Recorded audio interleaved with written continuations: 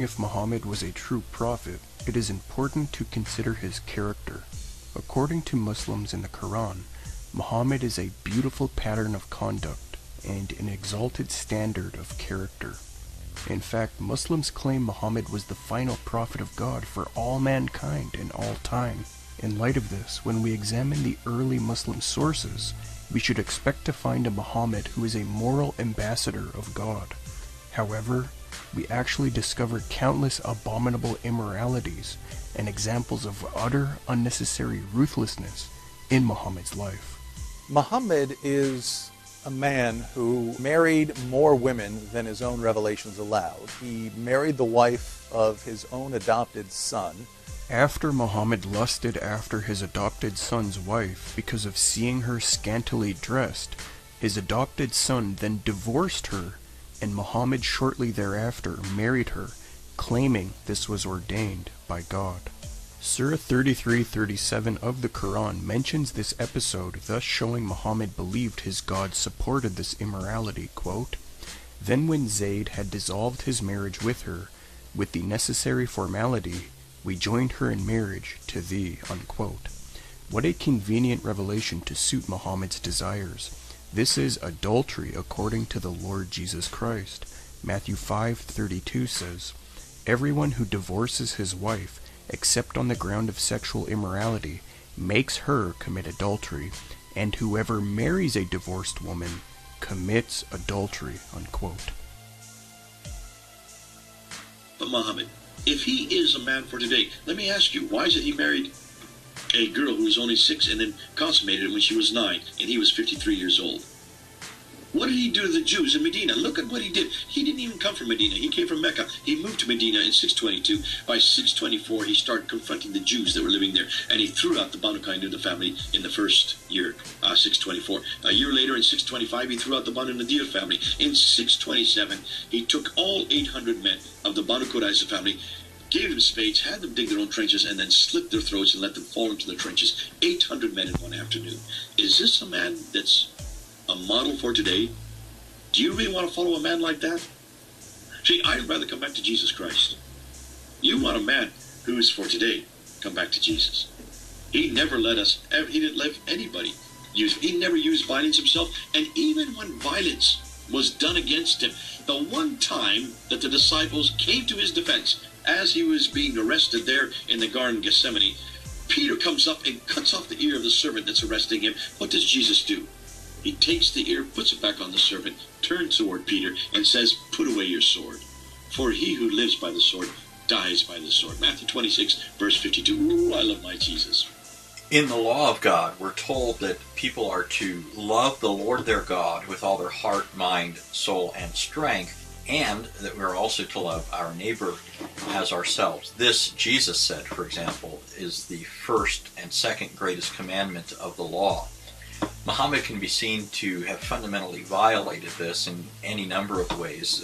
We even see in the Islamic literature that Muhammad is granted such an authority that he can even make the boast that he stipulated the terms or conditions of a covenant with Allah, and that Allah was not to transgress this. This is a fundamental violation of everything biblical, insofar as God is always the one who makes covenants and imposes them on people.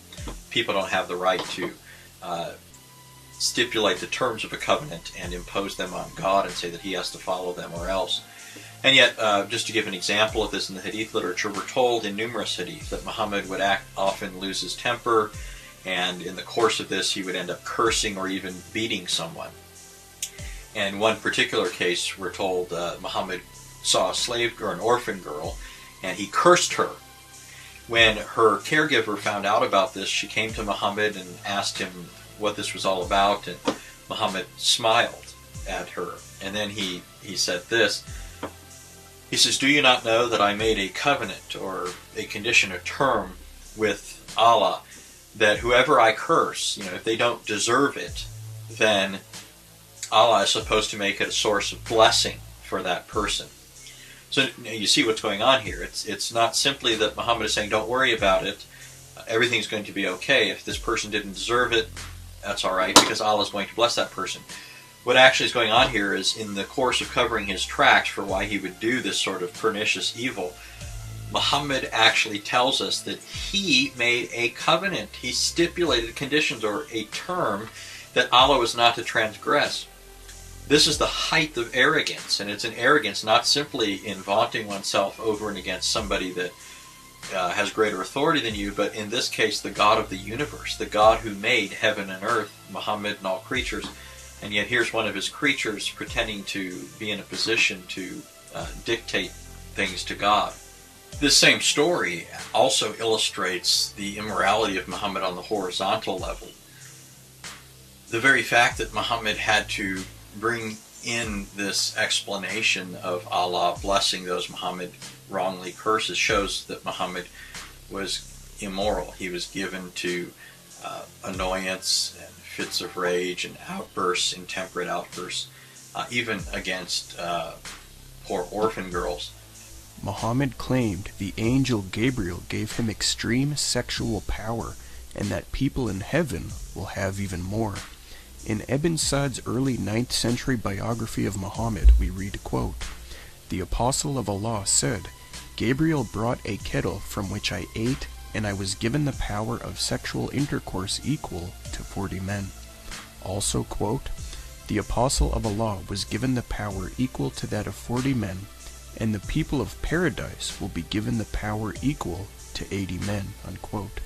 Things like this show Islam is the product of a depraved 7th century desert man, as opposed to a holy god.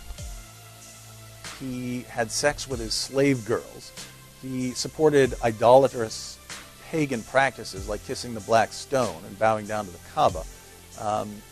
He assassinated people for criticizing his religion. He executed people for making fun of him. He told his followers that women are stupid and that their testimony is unreliable.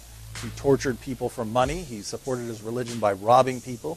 He preached a message of violence and cruelty, and he taught his followers to believe in a God who loves only them and no one else. This is the ideal pattern of conduct, according to chapter 33, verse 21 of the Quran. According to Quran 4:34, Muhammad allowed Muslim men to beat their wives, quote, "But those wives from whom you fear arrogance, first advise them, then if they persist, forsake them in bed, and finally strike them." However, Muslim apologist Mustafa Zaid claims the original Arabic word merely means beat them lightly. This is false. The original Arabic word is wajra bahuna, and according to John Pennerson, its primary meaning is simply, quote, to beat, strike, unquote. Moreover, the following scholarly Quran translations of this verse say beat, scourge, or strike, as opposed to beat lightly. Also, the following Quranic commentators translate the word as beat, as opposed to beat lightly. Quranic scholar and commentator Allama Usmani says this verse means a man can beat his wife as hard as he wants, as long as he doesn't break her bones or cause a scar. Now, in Sahih Bukhari, we read about a Muslim man beating his wife, quote, "When Allah's messenger came, Aisha said, I have not seen any woman suffering as much as the believing women. Look, her skin is greener than her clothes." According to this hadith, Muhammad did not chastise the man at all for beating his wife. Instead, he sided with the husband concerning their dispute. Also, in the following hadith, Muhammad's wife Aisha recalls an event concerning Muhammad and her, quote, "Muhammad struck me on the chest, which caused me pain," unquote. In fact, Abu Bakr seems to have learned similar behavior from Muhammad. For, in Sahih Bukhari, we read, narrated Aisha, "Abu Bakr came towards me and struck me violently with his fist and said, 'You have detained the people because of your necklace.' But I remained motionless as if I was dead, lest I should awake Allah's apostle, although that hit was very painful." What is more, in one hadith, Muhammad found it hilarious when his father-in-laws Abu Bakr and Umar slapped and abused various women, including his, that is Muhammad's, own wives. Quote, "He, Hadrat Umar, said, I would say something which would make the Prophet laugh, so he said, Messenger of Allah, I wish you had seen the treatment meted out to the daughter of Khadijah when she asked me some money, and I got up and slapped her on the neck. Allah's apostle laughed and said, they around me, as you see, asking for extra money. Abu Bakr then got up and went to Aisha and slapped her on the neck, and Umar stood before Hafsa and slapped her, saying, you ask Allah's messenger which he does not possess. They said, by Allah, we do not ask Allah's messenger for anything he does not possess. Muhammad also said, a man will not be asked as to why he beat his wife. This saying is also attested in the following source. Lastly, in his tafsir, the 12th century Islamic scholar al-Zamakhshari notes Muhammad as saying, hang the whip so your wives can see it. There's so much about Sharia law that just is not relevant for today. And if you have any doubt, just take a look at ISIS. ISIS is probably the best example of Sharia law today, because what ISIS is doing, what Abu Bakr al-Baghdadi, the man who is leading ISIS, the leader of ISIS, he is going right back to the Quran, right back to the traditions, applying Sharia law as the prophet, his prophet, did it. And it comes straight out of this book. And that's why it is so barbaric. That's why they are cutting off the heads of the prisoners. And that's right in Surah 47, Ayah 4. That's why they're crucifying. That's in Surah 4. That's why they're beating the wives. That's in Surah 4, Ayah 34. That's why they're cutting off the hands of thieves. That's in Surah 5, Ayah 38. And I could go on and on and on and on. It is barbaric. It is not relevant for today. It doesn't work. It eradicates my freedoms. That's why I don't want Sharia law today. It just doesn't make sense. Bring me back to that which Jesus gave in his example. That does make sense. And I say this all the time. Keith, I tell people, can you show me one thing that's irrelevant with Jesus Christ? And I've said that for 33 years. I've asked that question. In 33 years, I've yet to find anybody that can find anything wrong with Jesus. So if you want the best law, the best example, the best model, the best paradigm, come on back to Jesus. We've got him. Come on home. Muhammad allowed his followers to do mutta. When Muhammad's soldiers were in battle and away from their wives and became desirous and impassioned, they sought Muhammad's advice. Muhammad's allegedly inspired solution from God was that they should engage in mutta marriage. Mutta marriage is a temporary marriage contract with a woman for the purpose of sex that would be quickly annulled after the man's sexual desires were taken care of. Bukhari reports, narrated Abdullah, we used to participate in the holy battles led by Allah's apostle, and we had nothing, no wives with us. So we said, shall we get ourselves castrated? He forbade us that, and then allowed us to marry women with a temporary contract, and recited to us, O you who believe, make not unlawful the good things which Allah has made lawful for you, but commit no transgression. Quran 587, unquote. Muhammad allowed the rape of female war captives while their husbands were alive and present.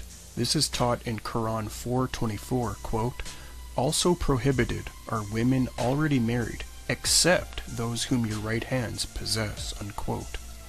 The historical background about the giving of this verse is found in the following hadith. Abu Sayyid al-Khudri said, the Apostle of Allah sent a military expedition to Autas on the occasion of the Battle of Hunain. They met their enemy and fought with them. They defeated them and took them captives. Some of the companions of the Apostle of Allah were reluctant to have intercourse with the female captives in the presence of their husbands, who were unbelievers. So Allah, the Exalted, sent down the Quranic verse, and all married women are forbidden unto you, save those captives whom your right hands possess. That is to say, they are lawful for them when they complete their waiting period. This is clearly rape, since the Muslim is allowed to have sex with a captive woman while her husband is still alive and present. No sane woman would want to have sex with a warrior who just killed her tribesmen and while her husband was still present. Thus, such sex can be said to be rape. The true God hates rape and would never permit this. Deuteronomy 22:25 says, but if in the open country a man meets a young woman who is betrothed, and the man seizes her and lies with her, then only the man who lay with her shall die, unquote. Muhammad sucked the tongues of the sons of his companions, which is immoral and perverted, quote, Muawiyah said, I saw the Prophet sucking on the tongue or the lips of Al-Hasan, son of Ali, for no tongue or lips that the Prophet sucked will be tormented by hellfire. Also in a Bukhari hadith we read, Then he, Muhammad, said, Where is the little one? Call the little one to me. Hassan came running and jumped into his lap. Then he put his hand on his beard. Then the Prophet opened his mouth and put his tongue in his mouth. Then he said, O Allah, I love him, so love him and the one who loves him, unquote. Now, to save face, some Muslims read into the text the idea that this had to do with dehydration, but there is no evidence of this in the text. And if the boy was dehydrated, why was he running around excited, jumping in Muhammad's lap? Muhammad enjoyed making old women cry for fun. In Ibn Kathir's Life of the Prophet Muhammad, an old woman asked Muhammad to pray she would make it to paradise. Instead, he told her there would be no old women in paradise. She walked away crying. Later, as he laughed, he told one of his companions to go tell her what he meant was she would not be old in paradise, but turned into a virgin. Thus, Muhammad enjoyed seeing old women cry in fear of not making it to heaven. Muhammad lured converts with promises of women with swelling breasts in heaven. Quran 78:31-33 says, Verily for the pious is a blissful place, gardens and vineyards, and girls with swelling breasts of the same age as themselves, unquote. Rather than a description of a holy paradise with Almighty God, this sounds more like some sort of celestial brothel imagined up by a depraved 7th century desert nomad. Moreover, Muhammad invented more convenient revelations along with the one we already mentioned, involving him marrying his adopted son's wife. For example, at first Muhammad would give his wives equal attention on separate nights, but then afterwards he began to favor certain wives, and Quran 33:51 was then conveniently revealed to him, which says, Thou mayest defer the turn of any of them that thou pleasest, and thou mayest receive any thou pleasest, and there is no blame on thee if thou invite one of those turn thou hadst set aside, unquote.